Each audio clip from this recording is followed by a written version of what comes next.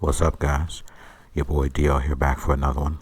And today we're going to do a quick video that's been requested by a few of you guys. Just a comparison video between the two Amazon e-bikes that I got. We'll start with the Lello Monta 500. This is the mid-drive I picked up, guys. I picked this bike up for about $800. Unfortunately, it is no longer available on Amazon. It seems to have sold out. It is still for sale on the manufacturer's site, on the Lello site, but it is $15.99. Still a good value for a mid-drive, but obviously not the price I paid for it, not the $800. Don't know if we'll ever see that again, so congratulations to anybody who picked it up. Just that alone, it's a 48-volt mid-drive, 500 watt for $800. Can't go wrong with it as far as I'm concerned. But a few more details. Is sporting what I guess are considered plus tires, 27.5 by 2.8. Star Union branded hydraulic disc brakes, which are absolutely incredible. It has 100 millimeter travel Suntour branded front fork. What else is there to say about it, guys? It's really, that's it. It's a no frills, no thrills trail bike. 48 volt, 14 amp hour battery. It does have a throttle. It does have the 8-speed Shimano shifting, which shifts just fine. The brakes are good. The shifter's good. The fork is not the best, but it is adequate. It does do its job. The paint job, not the best. As you can see, I got a few nicks out of it already. But, you know, again, $800. What I've done to it since I got it, I changed the pedals. I put a suspension seat post because it is a hardtail. I'm not a spring chicken, so I need a little bit of extra cushion there for my back.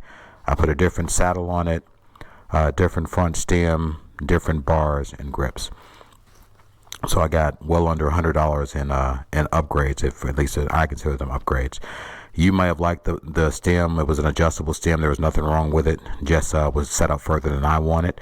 So, you know, I can't say there's anything wrong with the bars and stem. They just didn't fit my riding style and positioning. But this is a great bike, very torquey. The throttle allows you to get up to full speed. What the top speed is on it, guys, I couldn't say for sure. I know it's 28 miles per hour plus. That I can verify, and you can do that pedaling and with the throttle. The other bike, paid $1,000 for it. It was $11.99 at the time I bought it with a $200 off coupon on Amazon.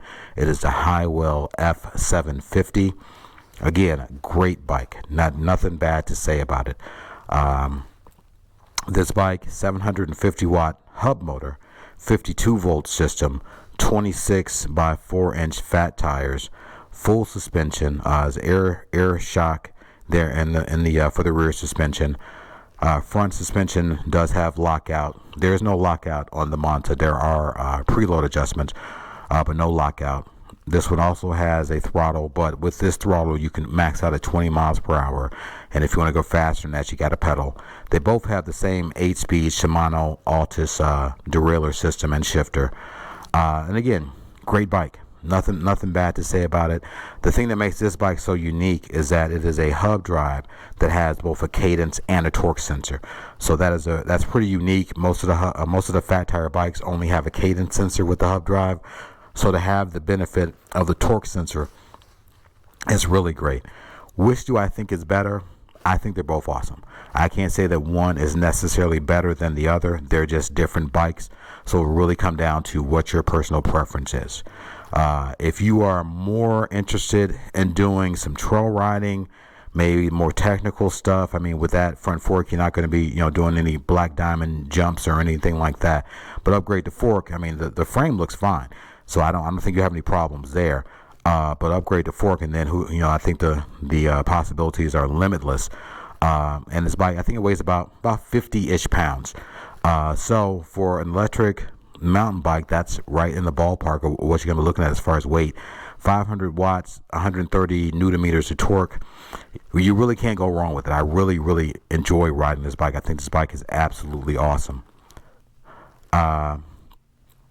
This one, same thing, awesome bike, just a different kind of bike. It's a fat tire bike, so it's bigger, it's heavier. This bike weighs about 80-ish pounds. So there's about a 25-30 pound weight difference between the two. But I'll tell you what, having that cadence and that torque sensor on this bike is great. And this one is still available on Amazon. I think it is a little bit more than when I bought it, but it is still available. So they both get a thumbs up from me, guys. That's all the details I can give you on either one of them. It really just comes down to what style of riding you plan on doing.